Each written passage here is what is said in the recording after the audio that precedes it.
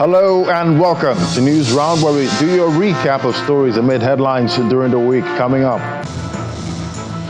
parents of missing children from end bad governance cry out for help. And the acting chief of army staff, Lieutenant General Olufemi Oluyede, assures a better welfare package for officers and troops of the Nigerian army. National Assembly approves 1.77 trillion naira loan request from President Bola Tinubu.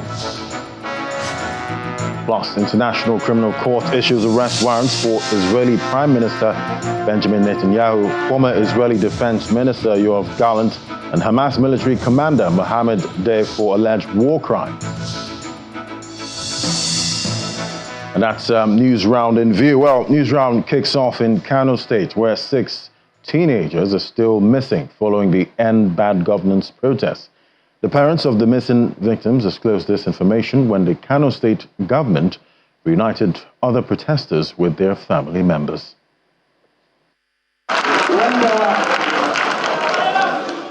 This is the final meeting between the government and these teenage protesters who are pardoned and handed over to the Kano State government.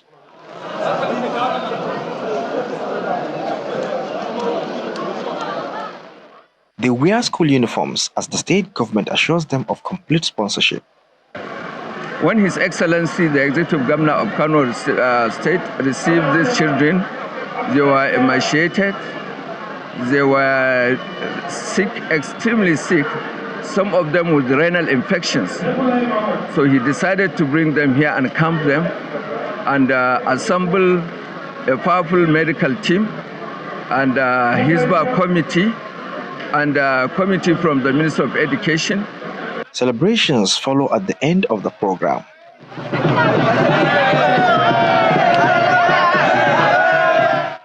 However, these mothers shed tears of pain as their own children remain missing since the protest. He is the only child living with me. He went out on the day of the protest, and since then, he didn't return. We have been to everywhere, including all the correctional centers in Kano, but we could not find my son. He left the house on the day of the protest to the market, but since then, he has not returned. We are hoping he is with this group, but he is not. Members of the civil society organization provide details of the missing children. We feel that it is of importance for a responsive and responsible government to look into their plights, and try to address this issue. Whatever happens to their children should be made known, and then they should also be compensated as it should be. The government they are showing that they don't even know that some of the children are missing. It's even now that the parents came here and they were recognized that their children are not interviewed. They thought because they don't have a phone number, some of the parents were engaging through the phone number because the children called their parents. But some of them did not have phone number. That's why they were thinking that their children were here. The state government urges the parents to forward their complaints to the committee of inquiry set up by the governor. Any parent that whose child is missing can bring a petition, can reach out to this commission, and they will prepare a report. And the state government, I'm sure, will not relent in its effort to make sure they identify these missing children, and whoever is responsible for them will make sure that he's held accountable for them. As the search for the missing teenagers continues, the families hold on to hope for justice and their safe return. Sadiq Ilyasu, Channels Television News. And better welfare packages on the way for officers and troops of the Nigerian Army to enhance optimal operational performance in their place of deployment. That assurance is coming from the acting Chief of Army Staff, Lieutenant General Olufemi Oluyede, who was a guest at the closing ceremony of the 2nd Regimental Sergeant Majors Convention 2024 in Apapa, Lagos. Meanwhile, the Director, Defense Media Operations, Major General Edward Buba, says troops operating in the northeast have neutralized a terrorist commander, Mansour Audu, through a well-coordinated attack.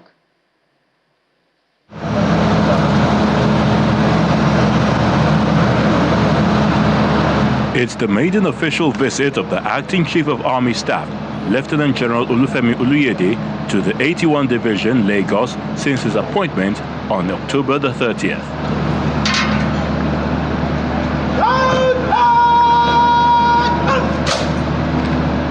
The Army Chief arrives to an inspection of guard mounted in his honor at Nigerian Army School of Finance and Administration Auditorium in Arakan Barracks, Apapa, Lagos.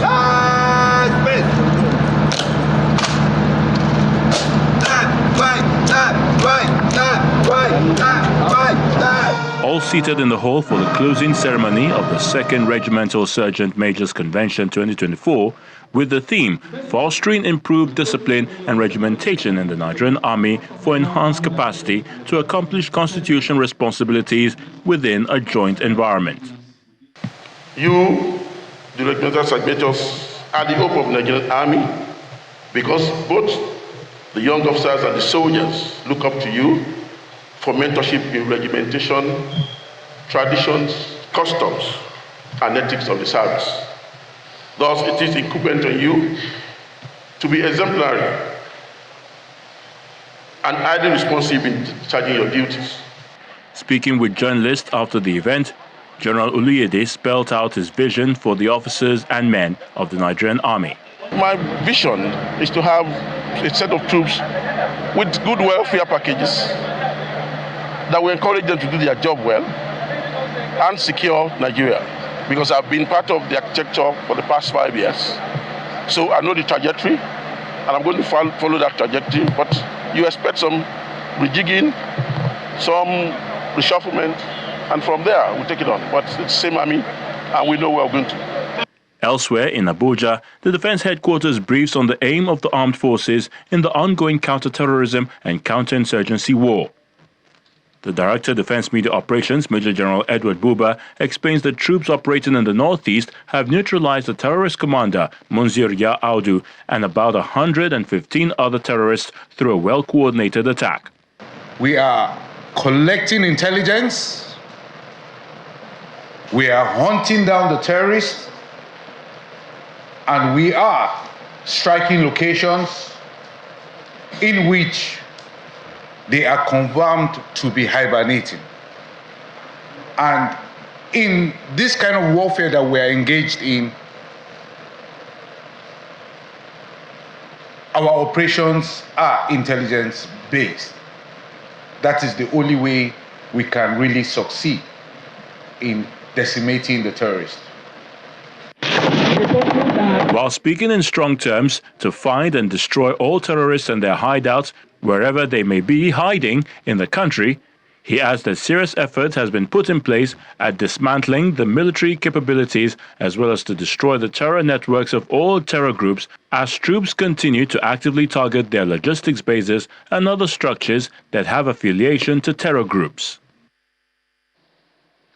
And the federal government is reinforcing security across all land borders with the deployment of modern security equipment for effective data gathering and safer, legitimate trade and travels.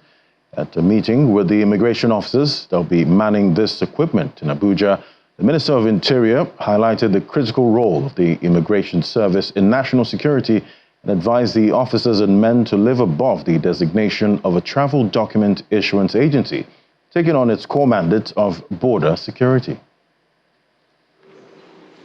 The Minister of Interior, along with the Comptroller General of Immigration and other senior officers of the service, make their way into the Command and Control Center of the Nigeria Immigration Service. Equipped with ICT facilities, the center will be the coordinating hub for activities of border security officers who have been trained on the handling of the new technology installed at various borders across the country. After the brief tour, it is time to address the border security officers. Here, the Comptroller General highlights the scope of training and expectations from the officers. These officers before you today, they've gone through a lot of training, they've been educated, there's a lot of knowledge transfer, skill building to ensure that once they're on the field, they know what they're doing, they know how to use the system to better enhance our national security. I need to let you know that to whom a lot is given, a lot is expected. And I charge you and I hope that you will take this as seriously as a responsibility that you ought to do. These officers have been trained on e-border security solutions to enhance surveillance and effective data gathering. The Minister of Interior is hopeful that investment in equipment and training will improve security at the borders. The border is very, very peculiar. Nigeria is both a Sahel state and a state in the Gulf of Guinea. That is a unique geographical, you have to understand that. And in the Sahel, you understand the situation of the Sahel. 5 of the top 10 poorest countries in the world are in the Sahel. Issue of climate change is an issue that also affects irregular migration within the Sahel. Please, at your border post, technology will do its part, but technology will never replace man. Let's understand that. We need you to utilize this technology to the best. Nigeria is bordered by Benin, Cameroon, Chad, and Niger, with a total land border mass of 4,047 kilometers, an expanse that no doubt requires a mix of dedicated officers and the deployment of modern security technology for effective coverage. To the economy. Now, the National Assembly has approved the loan request of 1.77 trillion naira from President Bola Tinubu. The President had on Tuesday, in separate letters to both chambers, requested for the approval of the loan for part funding of the 9.7 trillion naira deficit in the 2024 budget. The Senate, upon receipt of the request from the President, mandates its Committee on Local and Foreign Debts to expeditiously work on it and report to the upper chamber. 48 hours after federal lawmakers received a request from President Bola Tinubu for a $2.2 billion loan, the Committee on Local and Foreign Debts, on the last day of plenary for the week, reports back to the Senate. The chairman of the committee, Senator Aliyu Wamako, in the report titled Implementation of New External Borrowing of 1.767 trillion naira in the 2024 Appropriation Act through the issuance of Eurobonds, recommends approval of the request. Key benefits: financing critical projects under 2024 Appropriation Act. 2. Supporting the debt management strategy to reduce borrowing costs, extend debt maturity, and ease domestic market pressure. Borrowed funds will drive economic growth and stability. The committee urges the Senate to approve this request to enable the effective financing of 2024 budget and support Nigeria's long-term economic growth. The chairman further highlights that Nigeria could raise all or part of the new external borrowing through the issuance of Eurobond in the international capital market. There was no dissenting voice in the chamber as the lawmakers voted, granting expeditious approval. This should have been something that would have taken longer time. They should sacrifice, people should sacrifice for the interest of the country by working around the clock to make sure that you get everything done. And not only done, but properly done. Those in favor of the report as submitted by the chairman, local and foreign debt, please say aye. Aye. Those against say nay, the ayes have it. Similarly, in the House of Representatives, lawmakers were unanimous in their vote in favor of the loan request. Those against you say nay, the ayes have it. The latest loan, which is undoubtedly expected to raise the cost on debt servicing by the federal government, is currently pegged, according to the CBN, at over $3.5 billion. From the National Assembly, Gloria Omezuke, Channels Television News. And still ahead, more top stories from the week. That's in a moment. Do stay with us.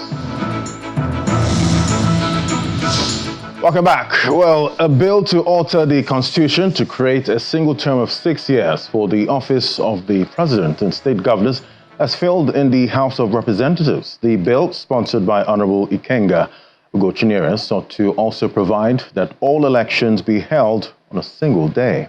Lawmakers in the Green Chamber convened to wrap plenary for the week. A Constitution Amendment Bill for a single 6-term tenure for the President and state governors fails to scale second reading. Passed. The bill, sponsored by Honorable Ikenga Oguchinyere, also sought to provide that all elections be held on a single day. Because of the Shomo land and the balance that the office will bring to this development. However, another constitution amendment bill for the creation of a new state scaled second reading, closely followed by a bill to increase the number of FCT High Court judges and another seeking to further empower the Minister of Works. My bill seeks to alter the constitution to create a new state, which is Ibadan and Oyo Ogbomosho. The proposal is to make Ibadan a state.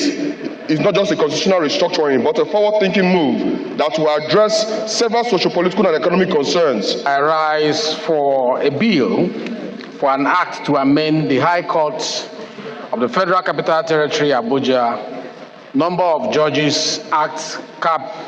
H6 Laws of the Federation of Nigeria 2004 to provide for increase in the number of judges in the High Court of the Federal Capital Territory, Abuja. What I'm saying is that we need to deliberately create a path along our road that will accommodate utilities and accommodate, give good experience for travelers. What I'm saying is the Ministry of Works should make provision. It will saddens my heart that, imagine us traveling 20, 30 kilometers and we realize that there is no provision at all. The House then adopts a motion on the need to investigate the activities of anti-corruption and transparency units in all MDAs in the country. Aware that the unit is supposed to be watchdog or anti-corruption division service with the responsibilities of monitoring the activities of federal government, ministries, departments, and agencies, are reporting any matter that is regarded as corrupt practice to the ICPC for further actions. Worried that despite these circulars and efforts, corrupt practice still persists in most MDAs, and if not checked, corruption will continue forever. In the meantime, the House is to investigate age falsification in the civil service and has also resolved to invite the head of service for an investigative hearing. Terry Ikumi, Channels Television News. And the Senate has invoked Section 157, subsection 1 of the 1999 Constitution to officially sack Mr. Danladi Yakubu Umar as the chairman of the Code of Conduct Tribunal for alleged misconduct. This gives way for the official resumption of Mr. Abdullahi Bello as the substantive chairman of the tribunal. The President of the Senate leads other lawmakers into the upper chamber on the second legislative day of the week. Concerns mount as the Senate leader in a motion invokes Section 157, subsection 1 of the 1999 Constitution as amended, calling for the sack of the chairman of the Code of Conduct Tribunal. That we go to closed section meeting to discuss a important matter. For this reason, the Senate dissolved into a closed-door session for over an hour. The official conduct of Mr. Yakubu Danladi Umar, who is the chairman of the tribunal, has fallen short of the requisite standard of a public officer. It's on record that Mr. Danladi refused to attend subsequent sittings and public hearings of the Public Petitions Committee, that the invocation of the aforementioned constitutional provision in this circumstance seems to be the only way out to safeguard the sacred image of the Code of Conduct Tribunal. 84 of us agreed in support of this motion. I just want to put it on record. No one that did not support this motion. It's in that respect that I call on you to put the question. This is the first time the Senate is invoking relevant sections of the Constitution to remove a statutory head of a federal agency from office. Accordingly, Mr. Danladi Umar is hereby removed in line with Section 157, subsection 1 of the Nigerian Constitution as the chairman of the Code of Conduct Tribunal. In another motion of urgent national importance, Senator Yahaya Abdullahi raised alarm over the infiltration of the Lakurawa terrorist group into parts of Sokoto and Kebbi states. If timely, adequate and decisive measures are not taken, this group can spread its foreign reign of terror to other parts of northern parts of the country and beyond. They even have some international connections. Therefore, there is a need for the government of Nigeria to take this matter very, very seriously. Otherwise, it may snowball, as did the banditry from Zamfara into virtually every part of northwestern Nigeria and several parts of north central. Lawmakers also call for military presence in the affected areas. Meanwhile, the Senate has equally asked the Ministry of Works to review the concrete road pavement policy, and this followed the decision to probe years of delayed completion of the Odukpani-Itu Federal Highway in Cross River State. Gloria Umezuke, Channels Television News. And the Speaker of the House of Representatives, Tajuddin Abbas, is making it clear that the House has not yet taken a definitive position on the tax reform bills as it plans to scrutinize them thoroughly, ensuring that they align with the best interests of Nigerians. The Speaker stated this during a public hearing on tax reform bills currently before the National Assembly. The Speaker of the House of Representatives arrives for the hearing on 4 tax reform bills proposed by President Bola Tinubu. The importance of these bills could be tied to the mixed reactions which they have generated from the public. The tone of the event is set by the Deputy Speaker, closely followed by the Chairman of the Federal Inland Revenue Service. It is crucial for these provisions to be articulated clearly, highlighting how they align with the overarching goal of engendering equity, driving economic growth, and ensuring that no section of society is left behind. This tax reform represents a shift towards a sustainable fiscal framework, including where effective taxation is a tool for creating opportunities, reducing inequalities, and enabling every citizen to thrive. We are not a policy formulator. We only listen, and whatever the law that is passed down to us, we implement. The 4 tax reform bills have caused a division among lawmakers, with some openly rejecting it, merely for the provision that restricts revenue generated in a particular state to that state. I think that the essence of all these bills is to enhance our revenue and, of course, to block leakages. So I will appreciate my colleagues to have open minds towards it. I will appreciate a situation where we are all grounded in it, clause by clause, so that we will speak to facts rather than sentiments. We just said that this model is not fair to most states. The biggest beneficiaries are Lagos, Rivers. So let everybody benefit from their contribution. That's what we are proposing. Then, if you make calls in Kano, why is Lagos State getting 20% of that? The Speaker of the House, in declaring the event open, emphasizes the importance of taxes and neutrality of the House on the reform bills. As representatives of the people, we must approach these reforms thoughtfully, understanding their potential implications for every segment of our society. Taxes should be fair, transparent, and justifiable. Let me be clear. The House has not taken any definitive position on these bills. Our role is to scrutinize them thoroughly, ensuring they align with the best interests of our constituents and the nation at large. The task ahead of the National Assembly is huge, considering the dissenting voices that have trailed the introduction of the tax reform bills. Lawmakers would have to jettison personal sentiments and critically examine the finer details of the bill in national interest. Terry Ikumi, Channels Television News. And finally, our news round. The International Criminal Court has issued arrest warrants for Israeli Prime Minister Benjamin Netanyahu and former Israeli Defense Minister Yoav Gallant and Hamas military commander Mohammed Deif. Judges in the court say there are reasonable grounds that the 3 men bore criminal responsibility for alleged war crimes and crimes against humanity during the war between Israel and Hamas. Both Israel and Hamas have rejected the allegations. The Israeli Prime Minister's office has condemned the ICC's decision as anti-Semitic, while Hamas says the warrants for Netanyahu and Gallant set an important historical precedent.